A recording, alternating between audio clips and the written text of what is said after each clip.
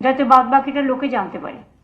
যেহেতু টাইমটা শর্ট, তাই আমরা এখনই অনলাইনে যাচ্ছি না, কারণ অনলাইনে কে পাঠাবে না পাঠাবে রিভিউ করতে, সার্ভে করতে বহুত টাইম লেগে যাবে, ফলে ডিপ্রাইভড হয়ে যাবে। আমরা সেটা চাই না, একটু কষ্ট করে এসে তাদের দরখাস্তটা জমা দেবে। আর আমাদের কাছে তো ডকুমেন্ট আছে, আমাদের কাছে এডুকেশন স্কলারশিপের সব লিস্ট আছে, লক্ষ্মী ভান্ডারের লিস্ট আছে, কৃষক বন্ধুর লিস্ট আছে। যারা অলরেডি পায় একমাত্র স্কলারশিপ ছাড়া, তারা তো অলরেডি পাচ্ছে, তাদেরটা নয়। এটা হচ্ছে এই 3টে সেকশন বিশেষ করে এদের জন্য। এইটাই আমাদের বলার ছিল। 19শে মার্চ থেকে রমজান মাস শুরু হবে।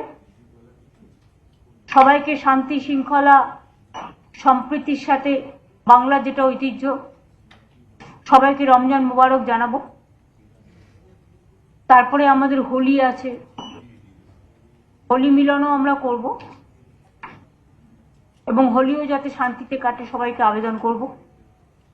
তারপর পরপর উৎসব আছে, ঈদ আসবে, তারপরে বড় আমাদের পয়লা বৈশাখ আসবে, রামনবমী আসবে, অন্নপূর্ণা পুজো আসবে, সেগুলো যেমন হয় হতে থাকবে।